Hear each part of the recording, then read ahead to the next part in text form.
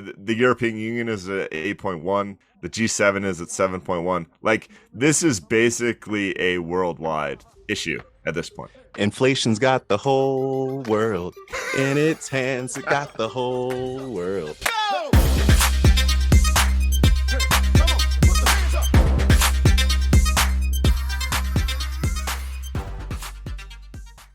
This podcast contains the arguably witty banter of two friends, Skippy and Doogles, that like to debate about investing.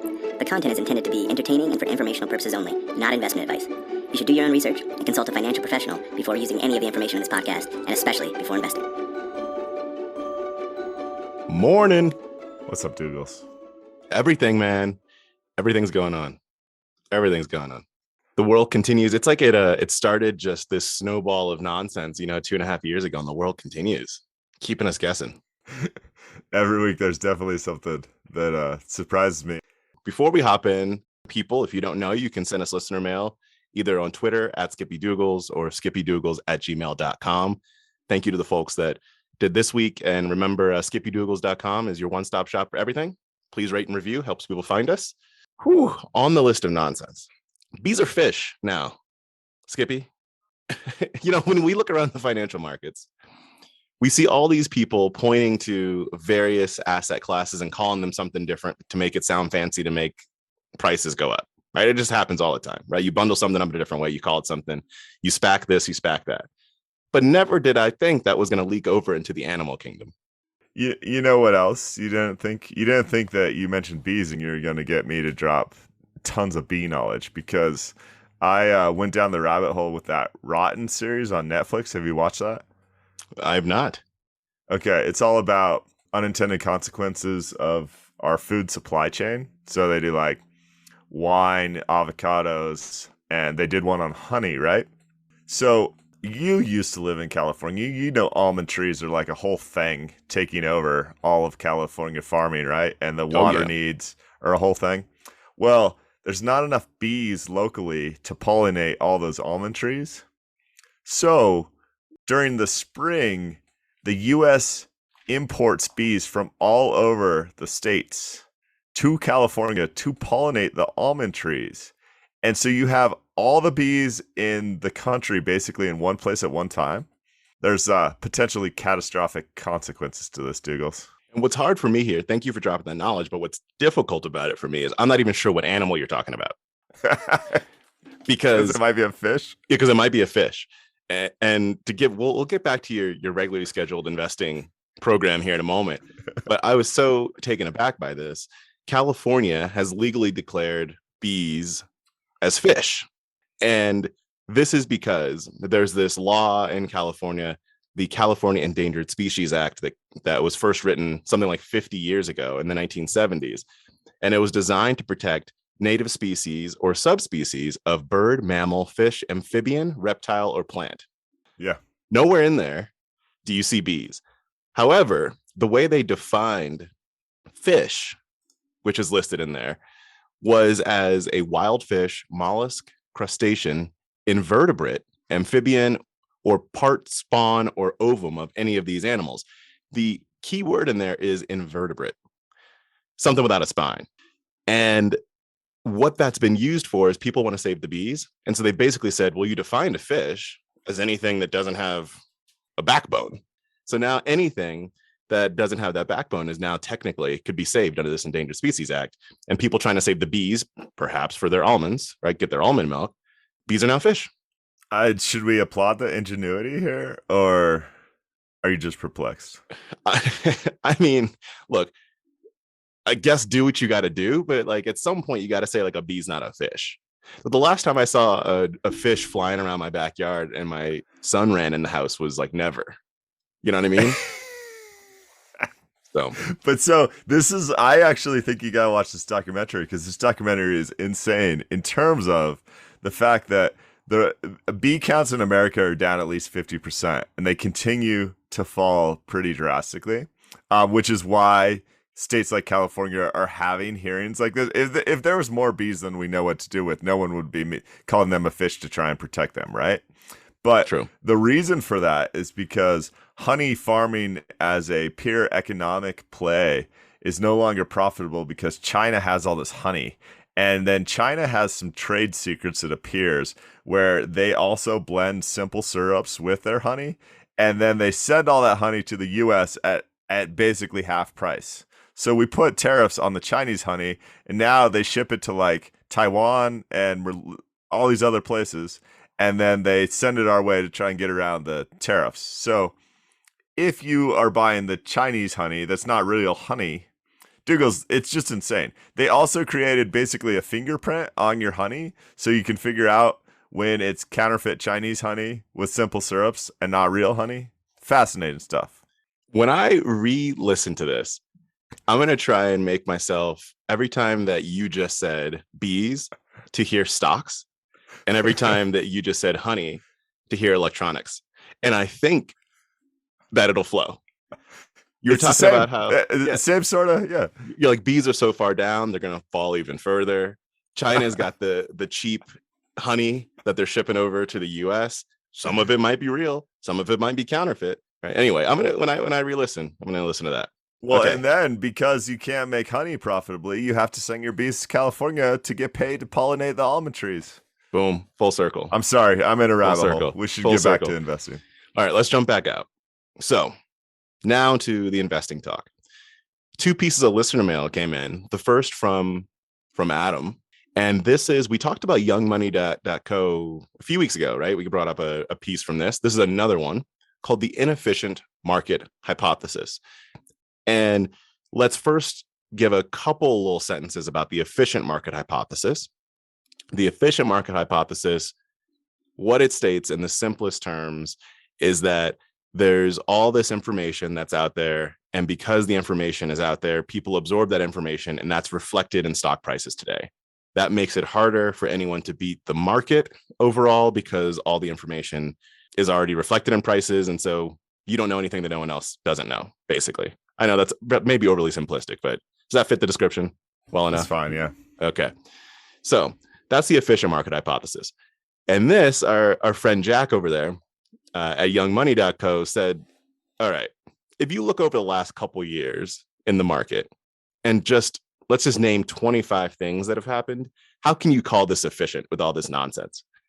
And so I'm going to list out, we'll put this out on the Twitter so you can take a look, but I'm just going to go through 5 of the 25 things he named because it's just funny and ridiculous, and actually is a really solid summary of some of the things that we've talked about over the last couple of years. So it was a fun trip down memory lane.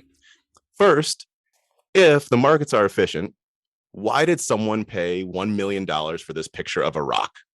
You remember that? Yes. There was an NFT of a rock. So if you go way back, the pet rock came out. People got confused as to why that was millions of dollars of a business. Now people took pictures of rocks. So you have pet rocks. Then there was a point, this wasn't in the article, there was a point where like someone stole the NFT of the rock. Anyway, ridiculous. How is the market efficient? That was number 2 on their list. Number 7 on the list, second thing I'll talk about. I sold my used 2016 4Runner with 90,000 miles for more than its purchase price last fall. We talked a lot about used cars and used car prices going up, right, during this time. If the markets are efficient, what the heck? Number 9 on his list. In 2022, ARK's flagship ETF has now underperformed cotton since its inception. Just cotton, not like the innovative cotton. Not the disruptive cotton, just cotton. No, yeah. If you break apart if you like stratify all the different types of cotton, this is not that like Taiwanese semiconductor, that cotton. This is not the cotton with the honey in it coming out of China. No. This is just like Fruit of the Loom, style, like in my undies, cotton. Yep. ARK, Cathie Wood's ARK, flagship ETF, celebrated in 2020 for all of its magnificence. The pinnacle of innovation has underperformed cotton. Wait, the pinnacle of innovation? I'm in a snarky mood today, but like, holy cow, she's so disruptive with her funds that she can't even beat cotton. That's disruption, because if you could hold the S&P 500, you can beat cotton, right? Oh, that is disruption. It is disruption to say that you're going to have 40% a year returns and not beat cotton. It's just throwing me for I don't know, something. All right. Number 12 on the list. the existence of TikTok finance influencers. We had a good amount of fun last year with TikTok influencers. People talking about how the best strategy in the world is when you buy low, sell high, right? It's absolutely wonderful. And the video that he has in this post for TikTok influencers is one, I think you've probably seen this one, Skippy. It's the one where someone made a video of themselves talking about how mortgage fraud is how you make money. Do you remember this video? I just watched it. I mean, it's cringe. It's also terrible. Can we take a brief detour here? Like, I've been trying to reconcile how much bad investing advice there is out there and how popular some of it gets. Why do people crave this so much? Is it all about trying to make a quick buck, or I don't really get it. I mean, this dude specifically, but pretty much everything I see on TikTok finance is people that don't know what they're talking about, unfortunately. I think there's part of it that's a quick buck. And I also think there's part of it related that is being clever and making a quick buck. Like, I think people crave the adrenaline rush of like the new thing, the smart thing, the thing that someone else maybe didn't see, and the boring thing, which is the smart thing ultimately, right? It's just it's not interesting. So I think it's part quick buck, but also part like, this seems cool. Like, this rock seems cool. This ape seems cool. Yeah. Remember the original TikTok finance we made fun of is this guy in an Ohio State shirt talking about his investing strategy to make $20,000 a month is he just buys things that go up. Do you remember that? And then if they stop going up, he sells them.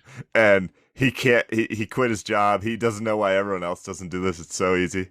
Man, I'd love to have him on the show. Yeah, I remember watching that and I was like, why did I never think about this?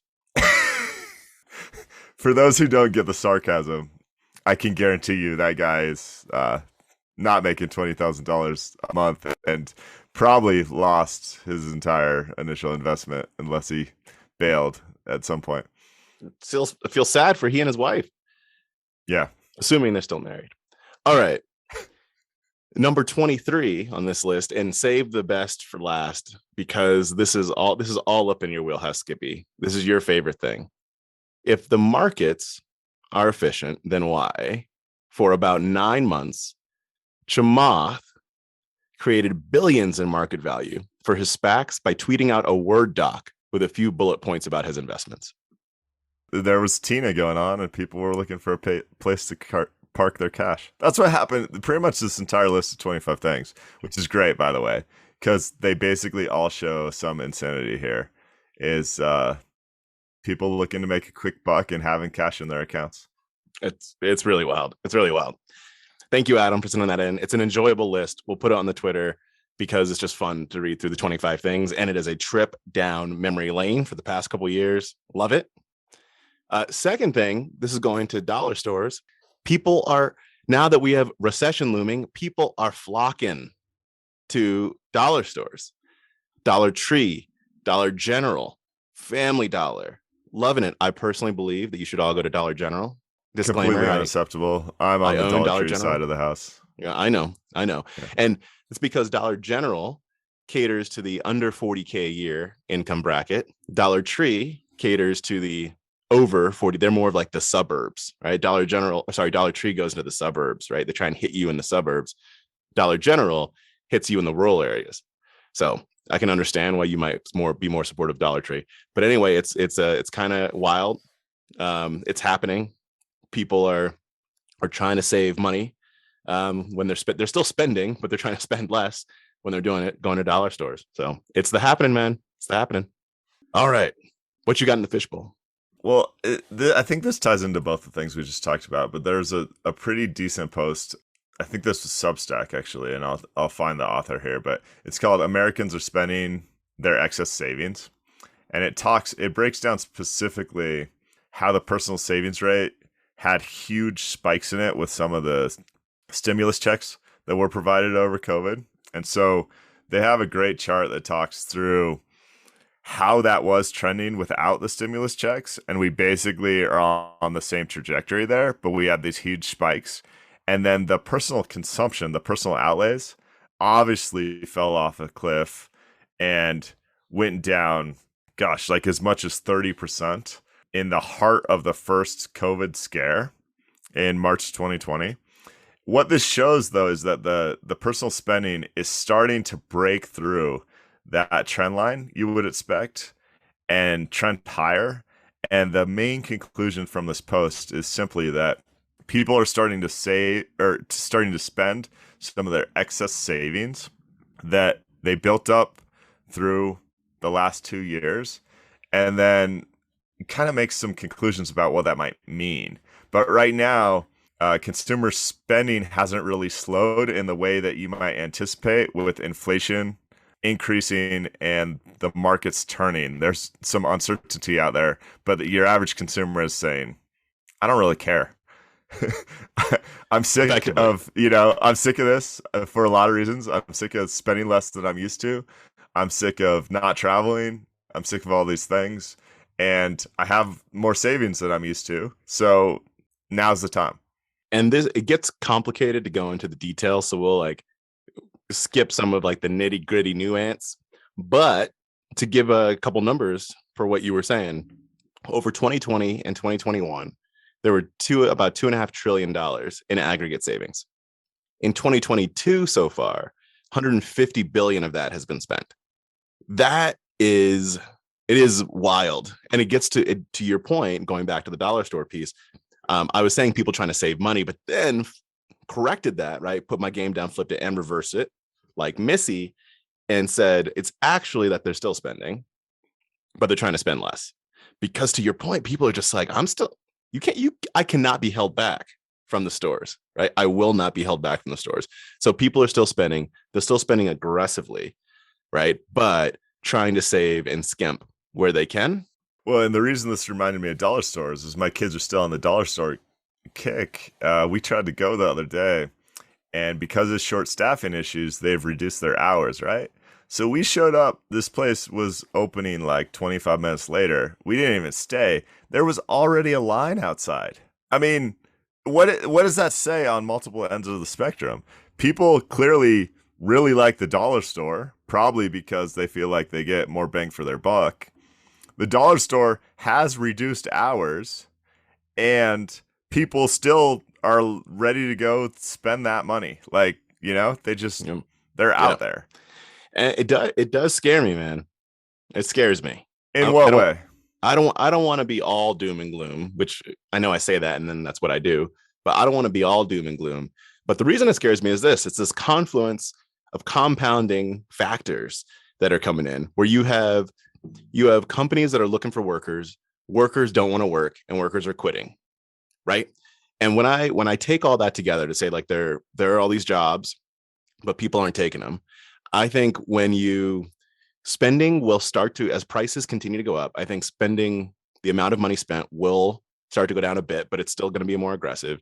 And what that's going to lead to is people needing jobs. But by that time, the companies would have now shut down job openings. And so people are going to be in a cash crunch. I think that's how we're going to roll. In the meantime, we're going to go through our savings. And by the time we've gone through our savings, we now want to go back to work. The jobs will not exist. We have record debt, and it's going to be problematic. Yeah, I think that's a very reasonable hypothesis. That book I'm reading by Ian Bremer, which is called The Power Crisis, came out 3 weeks ago, talks a lot about automation. And McKinsey and Company came out with a study. This is from memory, but I think it's right, that 83% of jobs that pay less than $20 an hour. Now, this study is a few years old, so think of this before the lower wages increased as they did in the last 12 months pretty significantly. Those are likely at risk due to automation. And you think about just what I talked through, right? The dollar store not being able to hire employees to run their company. Well, they're going to find a way to automate them with services. Maybe it's robots that stock the shelves, or maybe it's automated checkout lines up front, because they don't want to operate. They don't want the store to be open for 9 hours a day when ideally it should be open for 14 hours a day, or whatever the calculus is. So it's exactly what you're saying. I fully believe your point that people are going to go spend that savings. Then at some point down the road, they're going to look at their savings account and go, you know what? I need a job. and that job might not exist. And where household debt, corporate debt, all debt is it's at really high levels. And a lot of that's in housing, right? So hopefully people might be okay there. Like I really hope that we're not hitting something like we hit in 2008. It doesn't appear to be so. But there's so much debt too. Like, so you need that cash. It's scary, man. I hope it's not as bad, right, as we've seen before, but it's not going to be good. But we still have time to correct. The housing stuff, though, I mean, I don't know if you want to head that direction or not, but the housing stuff is just crazy, and I continue to be endlessly fascinated by it. So I was doing research on Nashville, Tennessee, some single-family homes in Nashville, Tennessee. I think you'll get the point here. Here's what the Zillow home price trend for Nashville, Tennessee looks like over the past decade. So the average single-family home in this specific zip code, which is 37208, 10 years ago was about $150K. It dropped to a low in 2013 of about $117,000. Any guesses on the current average price in that zip code, Doogles? $350. $450. Whoa! Little over 7 years, you go from $117,000 to $450. How is this sustainable? It's just not. I mean, put some common sense in your mentals, as Doogles would say, and think about how you go from 117 to 450. It's not sustainable. There's no chance. I think let's keep pulling on the housing thread since we're on it. I'm going to dip into the fishbowl to talk about this article in the New York Times that came out called "When the Best Available Home is the One You Already Have." And what it's saying is people aren't moving anymore. It's not that they don't want to, but they don't want. Well, maybe I should say people are moving less. Let me be more accurate. But It's not that people don't want to move, but housing prices are going up, even for renters, right? Renting prices have been going up in a lot of cases, like 15%. They were giving this example, Boulder, Colorado, rental prices are up 15% year over year. And to give a couple stats on when I say people aren't moving as much, what does that mean? In the mid 1980s, about 1 in 5 people in America moved annually. And most of those moves were within the same county. By 2021, this number was 1 in 12. 1 in 12 people moving annually. So from 1 in 5 to 1 in 12. For percentage terms, that's easier to understand. That's about 20% to 8%. Yeah. That is buck wild change. It is a dramatic shift in people moving. So you've got new mortgage applications and home sales have fallen now, right? Recently, that started happening. People are now spending more money on remodeling the place that they're already at, and then renters are renewing their leases at record levels as opposed to moving. And all of this, you could say, well, who cares, right? People have a house, you can pay your rent, so what's the big deal? Part of the big deal, potential big deal, from an economic perspective, is that movement around the country has been historically a primary factor in upward mobility for people. So you do things like find that new job that might pay you more, that might be a career step up, and then you move there. Yeah. If you're unable to move there, what you're relying upon, because I could see the argument that people bring up is like, well, everything's remote, right? But now you're stuck. So you're like relying upon your ability to work remote if you can't move, and you could get stuck career-wise there. So just pulling on that housing thread, it's house prices, yes, they are definitely going up. Rental prices going up. And so people are kind of stuck where they are. And it's that lack of optionality that becomes pretty tricky. Well, and there's so much there. So also freedom of movement throughout the U.S. is one of the historical economic competitive advantages we have. We've been really good about moving people from Mississippi to Texas to staff up, to ramp up, to build a new SpaceX facility or whatever the case may be. And then, and Europe's not quite as good as that. Even in the EU, there's not a ton of Italians that move to France to work for the French company because it just feels there's a different vibe there than it is going from Mississippi to Texas. And then there's housing prices for sure. I think there's more going on here, Dougals, and I'm not exactly sure that I understand all the dynamics, but it is really drastic in 1985 to say 20% of people moved, and now it's only 8%. It's a huge shift. What other factors are at play though? It can't all be cost of living. I think a lot of it is cost of living, though. I mean, economics are a pretty big part of how people make decisions. Now, I think you can say because it's multi-decade, I get your point. Like it's been 40 years, maybe not quite of a trend that we see here. And so maybe it's not like fully cost of living because a lot of this housing, like big housing inflation has been recent. But even if you look back a few decades, on average, now I'm going off top of my head a little bit here, but I think on average, housing prices have generally risen closer to like that 7 to 10% a year range, right? Housing values and wage values go up like 1 to 3%. So, oh no, I have this graph and it's amazing that basically shows the percentage of income required to buy the average home, and it is at a 20-year high. Let me find it. All right. So, yeah, tying into that, right? There's another great article in the journal that talks specifically about mortgage applications falling to their lowest point in 22 years. And they have this killer graph. Like, you don't even have to read the words of this article. You just have to look at the graph. It's share of income needed to cover housing costs from 2006 on. In 2006, this is for your average American. That number is about 41%, which is really, really high. And then it drops all the way down to, say, 26% in 2012, 2013. And now it has just skyrocketed from about 28% in early 2020 all the way up, 39% today? That's the steepest point of this curve. And let me just tell you, when I do my personal finances and I think about the cost of mortgage, I'll tell you, it's less than 25% for me. There's no chance I'd ever consider paying 40%. Well, I shouldn't say that. Let's just say that's not ideal. If you're in a situation where you're paying 40% of your income to cover housing costs, you have very little remaining for the other necessities of life. Yeah. I mean, it's the whole thing around investing, and it flows into your personal finance as well, right? Is you gotta avoid the quote unquote death line, right? You gotta stay in the game. You have to have a seat at the table.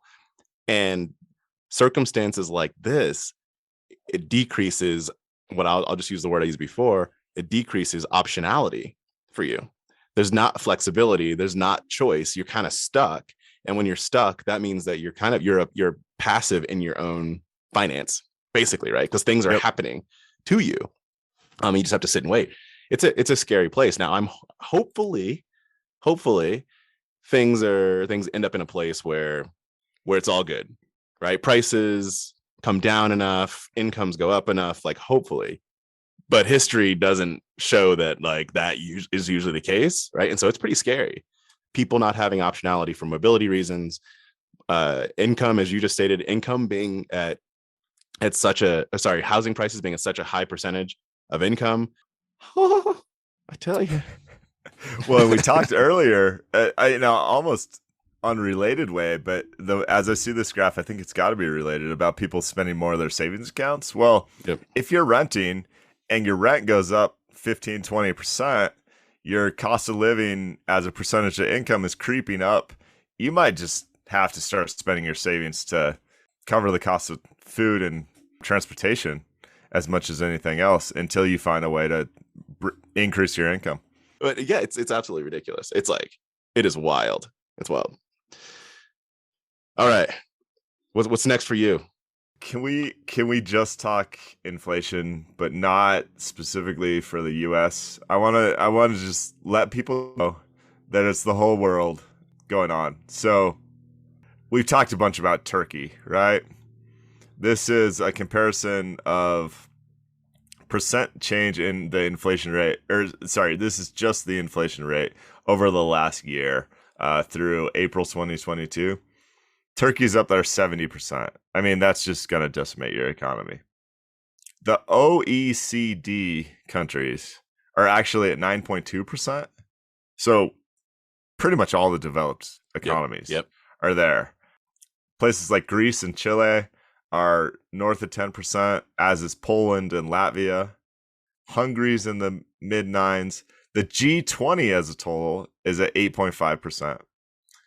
So I guess what I'm trying to explain here is, in the grand scheme of things, it feels like the U.S. is the only crazed one. Again, the European Union is at 8.1. The G7 is at 7.1. Like, this is basically a worldwide issue at this point. Inflation's got the whole world in its hands. It got the whole world. Yeah, it is. It is. We it's easy to get stuck in your own bubble, so to speak, about like what's happening there. But this is a global situation. Yeah. Right. Like the supply chain issues are worldwide. We can't get real honey up in here from China, right? As you were talking about before. We don't want the Chinese honey. All right. Oh, okay, sorry. Yeah. Support your local fish farmer. But these numbers are absolutely wild. And I keep checking, because I've been doing this for a while. I keep checking the Turkish like stock market, because I just look at like stock market funds, because when I see something like 70%, I'm like, how have you not dropped like further than this? Like the Turkish ETFs that I'm looking at, like, so US traded ETFs that are looking at Turkish stocks, like, are staying fairly stable right now when you have 70% inflation.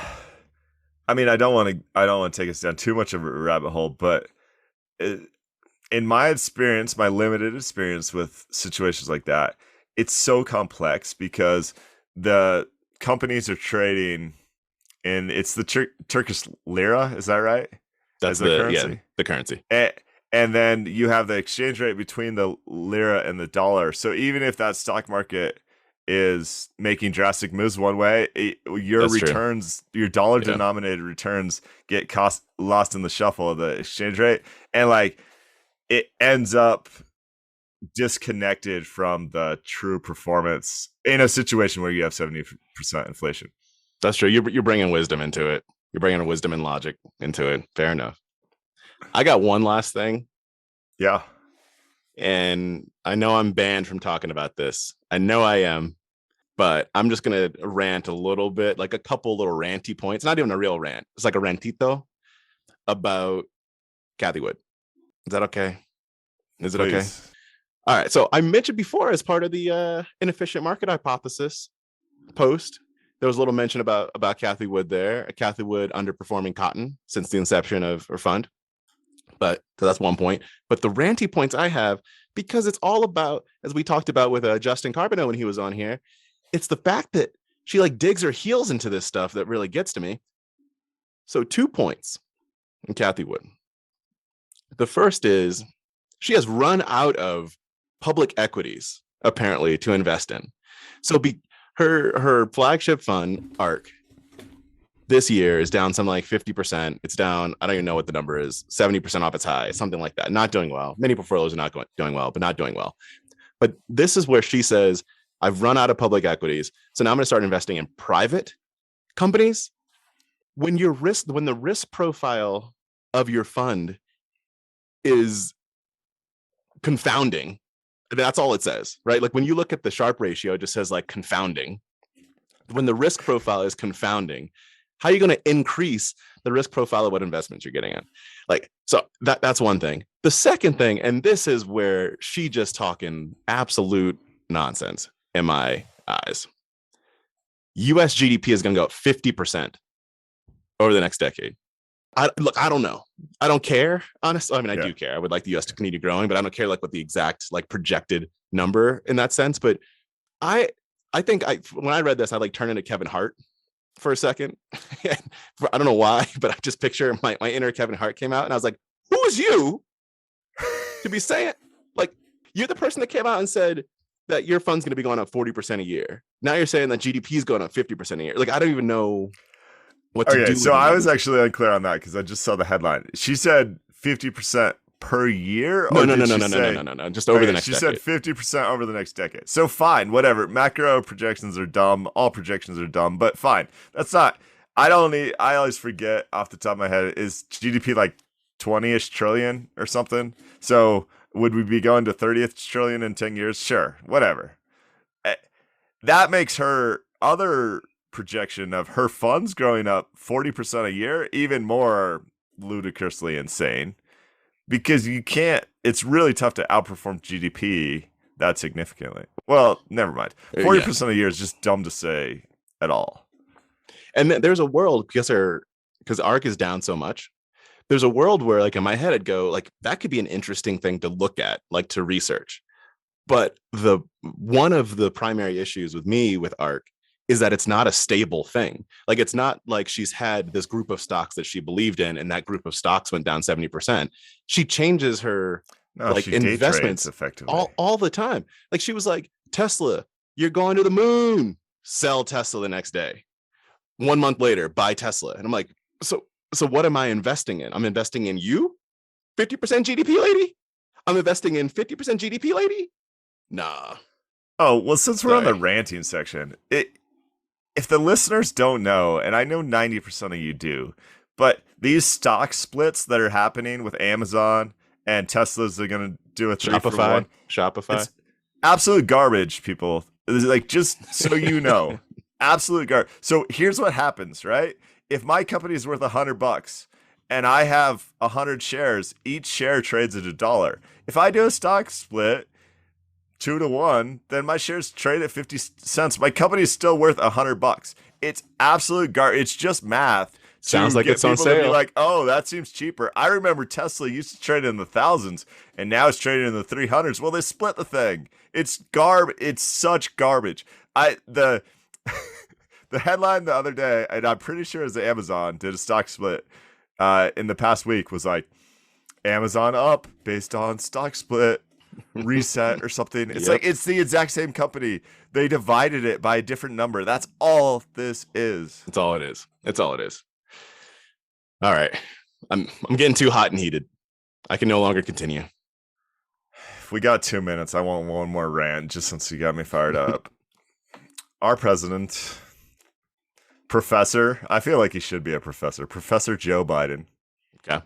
Has some talking points. And hey, most of his talking points are fine. He's been making the rounds. He was on Kimmel. He's doing a lot of PCs. One of the talking points I just got to call out because I think it's garbage. Doogles tell me it's not. Again, so I'm not saying most of his talking points are garbage. I'm saying this specific point is garbage. He is taking on Exxon Mobil, and I don't care which oil company he's taking on.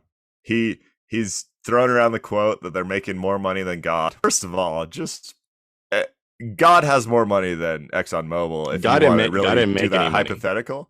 God didn't make any money. Oh, God carpenter. either makes no money or he makes as much money as he wants out of thin air. There's no, Exxon Mobil cannot make profits of God. That's just, there's a flaw there. But his talking point is about these 9,000 permits held by U.S. oil companies that are not being drilled and how that's because they're greedy. And then he goes on to say, and they're not drilling because they make more money by not drilling and they like to spend their profits buying back shares. Garbage, as the French would say, Doogles, garbage, all right? So, no, the reason they're not drilling is because you and the rest of the world, which is perfectly fine. I understand climate change and I understand why everyone wants to move away from fossil fuels.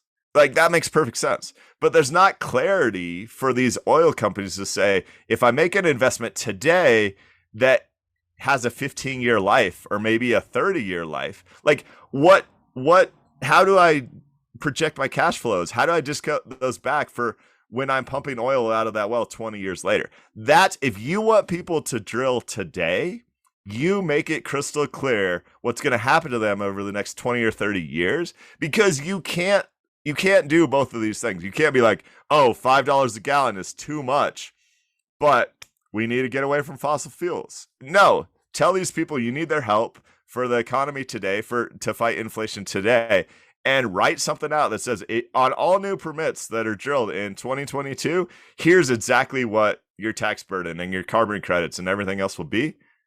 Let the economy work and you'll be just fine here. But to demonize, I'm not saying the people at Exxon are great people. I don't even know them. But to demonize them and say they're being greedy, no, they just don't have clarity around how to run their business. Give them that clarity and things are going to be fine. Preach on, man. That was clear take. I thought you were going to push back on that. No. I think he's pulling a lot of like statements from a bunch of different places and putting them together and, you know, and some talking points, and they don't really make sense from like a business standpoint. Like anyone in the business community that reads this is going to be like, okay, I'm not even going to say that you don't support us. You don't even understand. Yeah. How that's where it comes across for me is like, demonizing buying back shares. No, they're making capital allocation decisions to benefit their shareholders. That's all that's happening. Exactly. It's not like they don't want to. Their business is pumping oil out of the ground. It's not like they don't want to continue to do that. And so, yeah, sit down at the table, shake some hands, and figure out common ground with these people, and things get better.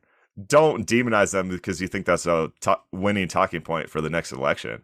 And it's not either. It's not either. All right, where can people find us? Well, so first of all, we've been doing the one-stop shop. SkippyDoogles.com is our shout out there. But really, we love listener mail, and we stopped saying the listener mail address for the longest time. And then our listener mail slowed a little bit. So SkippyDoogles@gmail.com is the place to go. We like interacting with the audience. Premium subscriptions, SkippyDoogles@supercast.com, and Twitter, SkippyDoogles. There it is. Thank you, everybody. Thanks for listening. Peace, guys.